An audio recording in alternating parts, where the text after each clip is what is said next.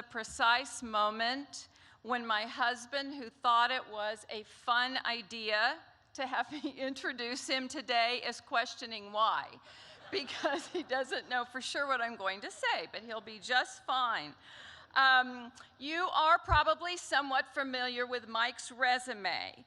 His resume reflects his life, where he has had very diverse opportunities and experiences. And because of that, Mike and I joke at times, we've been called calculating and strategic. And would that we be that smart? It is true, he's been a soldier, he's been in private business, he's been a congressman, he's been director of the CIA, but it was not strategic, nor was it calculating. We both know it was the hand of God.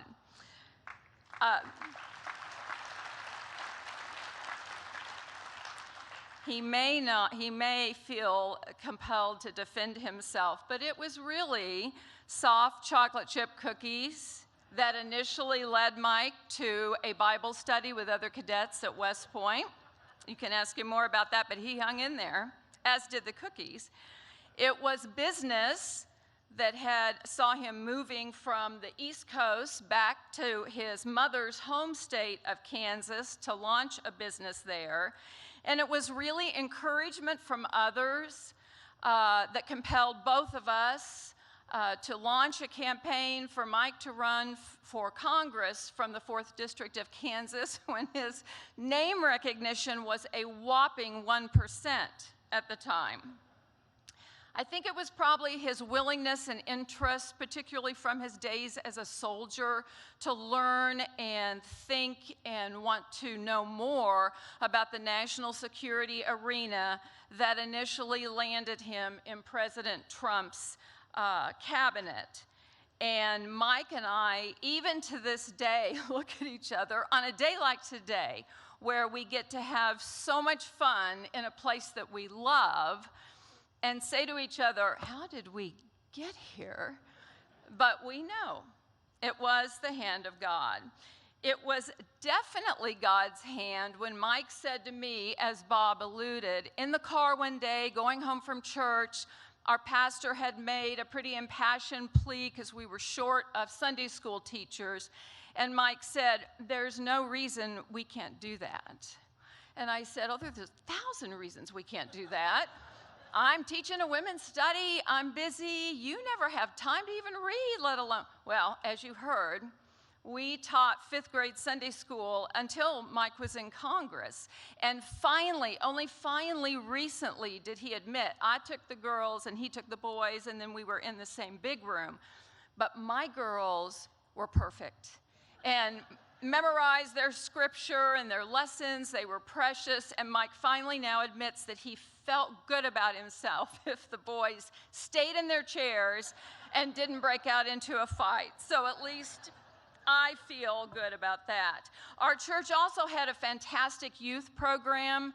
Our son Nick, who's here today somewhere, there he is, never, ever, ever missed Monday Night Boys discipleship. And Mike and I have also joked with each other that we think the youth pastor knows a lot more about Nick's teenage years than we do, but we are A-okay with that. By Mike's presence here today, I think you probably understand, if you didn't, that Mike has never tried to deny his faith or to hide it. Moreover, he thinks the role of faith leaders, whether that's being a pastor or a layperson or a believer in America right now more than ever, is critical. And I'm sure you'll hear him talk more about that. I always remember this one time when a member of the media asked Mike, how do you plan, if you end up in Congress, to separate your faith from your business? And he paused for a minute and then said, I won't even try. It's the prism through which I view the world and everything else. And so he still has his Bible sitting on his desk, and he's ridiculed for it, as I'm sure you've read, and he is fine with that. One other caveat or one other point that I'd like to share with you, because I still find this so interesting. World leaders have mentioned to Mike repeatedly, they know of his faith, and especially those who themselves are of faith, whatever their religion might be, really admire that and appreciate it. And it's fascinating the things that they will write to him, the common bond that they definitely feel they share with him because of a faith commitment, which I think is a pretty good place to start diplomacy at. Michael has taken what he said to Nick week after week after week as Nick was growing up, and he does it himself, and that is, tell the truth, work hard, pray hard, and you'll be just fine. So with that, I'd like you to meet my husband, Mike Pompeo.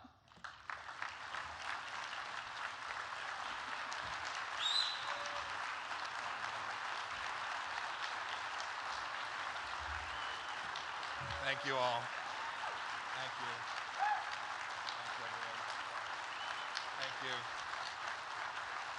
Thank you all. Thank you.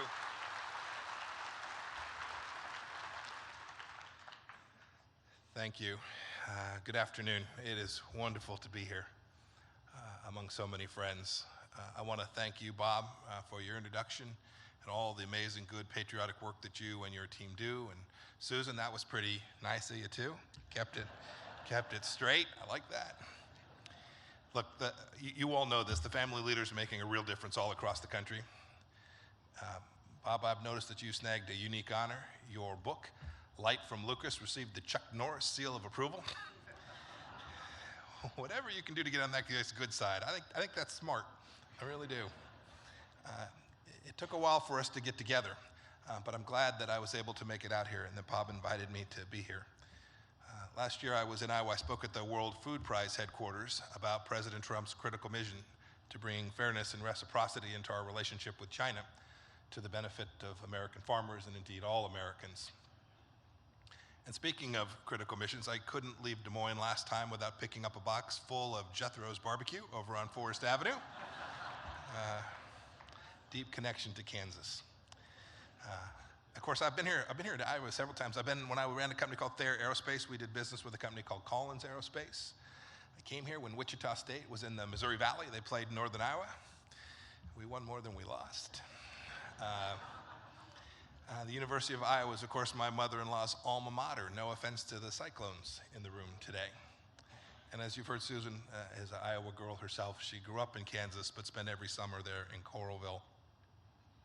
So I like to think you all had a part in making the woman that she is such a special lady. Susan, thanks again for your blessed introduction. And speaking of cyclones, the last few years have been quite a whirlwind. Going from Congress to be the director of America's Central Intelligence Agency to now being America's most senior diplomat as the 70th Secretary of State of the United States. And if you believe the media, I'm supposed to be running for the Senate down in Kansas right now.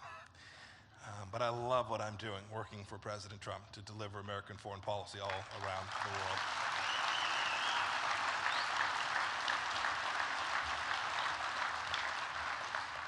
But it wasn't so long ago that Susan and I were just like so many of you all. We were raising our son. We were trying to build up our community. We're staying involved at our church. I was teaching Sunday school. I ran a small company of a couple hundred folks in Kansas. That job in Sunday school, of course, was the best preparation to be America's most senior diplomat. I will not elaborate. And look, I know American families are busy. The first thing on their minds isn't the work of the State Department every day. But it matters. It matters what we do, and it's why I wanted to be here to talk with you all about that today. We have a responsibility to keep you all safe. We advocate, too, for American businesses abroad and help create jobs in every state in the union. And we represent your principles, and I think our administration does that remarkably well.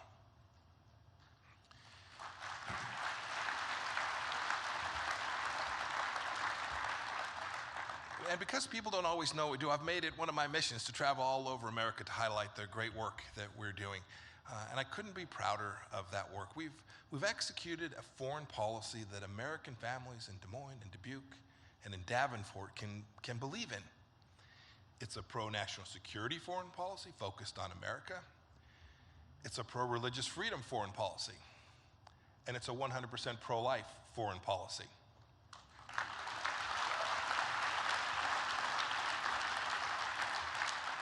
Susan talked about this, but my faith helps guide how I execute the mission every day.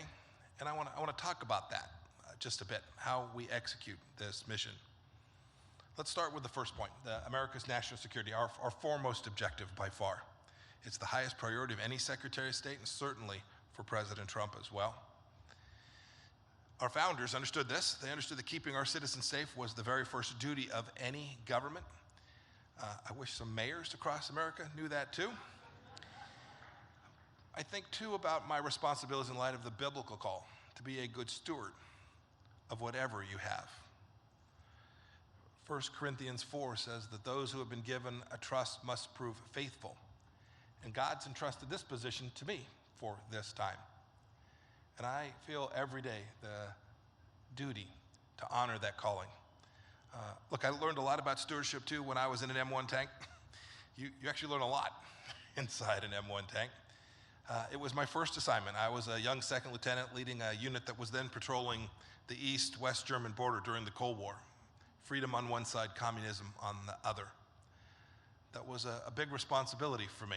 I had a little younger look to me at that time. And today my job's a little bit bigger, but nonetheless, the threats we face today aren't terribly different, but they come from different places. Today, China is working to take down freedom all across the world. Today, Russians want to poison our democracy, our institutions, and use disinformation to sow discord here in America. Iranians desire to spread the Islamic Revolution all over the Middle East. I could go on, but I'm doing all I can, and President Trump is doing all he can to faithfully discharge our duties. I work pretty late most nights, and my staff can attest to that. I haven't gotten home to see friends and family in Kansas a whole heck of a lot. And I've been traveling all across the world. I don't get as much sleep as my doctor tells me I should.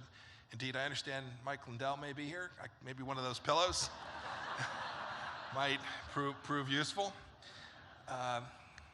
The truth is, President Trump has given me the capacity and the drive to execute diplomacy with a real level of excellence, not just because Americans are depending on our success and our ability to get it right, but striving for excellence too, because the call to stewardship God has placed on us, we can feel in every circumstance. It's just as he's called all of us to do that, wherever it is we find ourselves.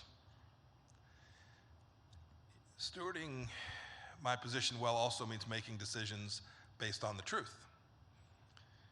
Our God is indeed a God of truth, and we should every day seek to reflect his character in that regard. Our administration has told some very plain truths that weren't recognized, or worse, had been conveniently ignored for too long. And that perhaps starts with the Chinese Communist Party. No administration has broken glass on the threat of our times like we have.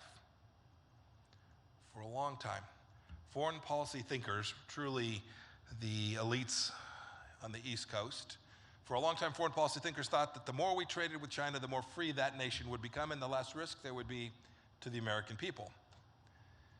But that's not what's happening today. Today, the Chinese Communist Party is crushing freedom in Hong Kong. It's threatening a free Taiwan. It's trying to dominate world communications networks, including those right here in places like Iowa. And inside China, just to give a single example, a few weeks back, I read a report about the Chinese Communist Party forcing mass abortions and sterilization on Chinese Muslims in Western China. These are some of the most gross human rights violations we have seen, and I've referred to it as the stain of the century. But we've used the truth of calling that out in a way to put it into action. We know these things are deeply wrong, and we know it puts risk on people all across America. So we won't stay still while Communist China tries to crush the world's freedoms. We've slapped sanctions and travel restrictions on CCP officials. We're telling the truth every day of where the coronavirus came from and the communist cover-up of that virus. We're revising Hong Kong's agreements with Hong Kong as the Communist Party erodes the freedom for people in that place. We're fighting, too, to stop China from stealing our intellectual property. You all work hard. You create value. We want to bring fairness, too, to our trade policies, as we've done in the Phase 1 trade deal. You should note the Chinese Communist Party isn't too happy about it. A few weeks ago, the Chinese state TV called me, quote, the common enemy of mankind, end of quote. I had some people I knew pretty well back in Kansas say, well, you know, look, I'm guessing that because President Trump and I are serious about this, that we'll face more of that from them, but we'll do the right thing for the American people.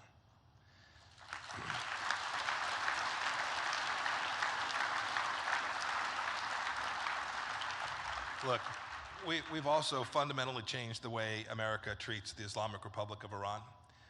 We know the facts. The nuclear deal gave the regime more money to carry out terrorism, presenting risk to the United States and others in the Middle East. Outlaw regimes like the one that was led by the Ayatollah only respond to strength, not to appeasement. So we flipped what the previous administration was doing. We ditched the deal and implemented a brand new Iran policy. This policy deprives the regime of blood money. It denies the regime diplomatic sanctuary, and it deters the regime from aggression. And they've felt it. The regime has felt the effects of the first two steps, and the terrorist Qasem Soleimani has come to understand, too, that our commitment to deterrence when we wiped him off the face of the earth is real.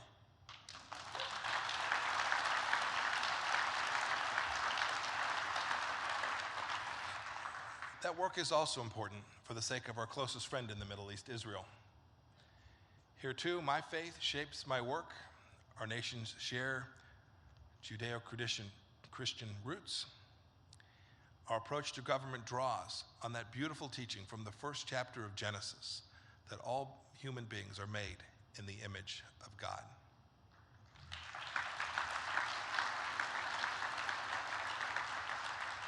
It's a major reason why both countries have a high respect for human dignity and personal liberty. Each of our two nations respects human rights, and it only makes sense for the two countries to be so close as we possibly can be. And from a pure foreign policy standpoint, Israel is an essential security partner. It's a model in the Middle East of how to create a thriving economy. And Israel, too, is a bastion of freedom in the region. I'm proud that there's not been any administration that has supported Israel in the way that President Trump and our administration has done.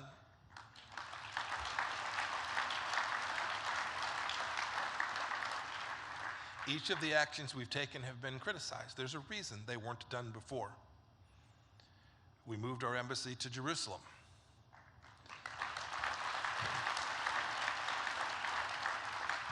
We said that the Golan Heights is a part of Israel. We've now unveiled a vision for peace that recognizes reality on the ground, the biblical truths in that special place. And we've said that anti-Zionism is indeed anti-Semitism, period.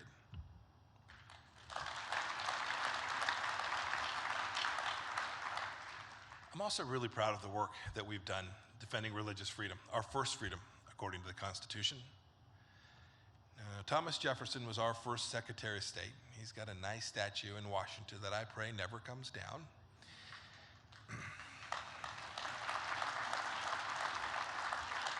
I actually went there when some of the riots were taking place in Washington, D.C. I walked up there early one morning, and on the walls of his monument is a quote from the Virginia Statute of Religious Freedom, which he helped author. It says, quote, "Almighty God hath created the mind free,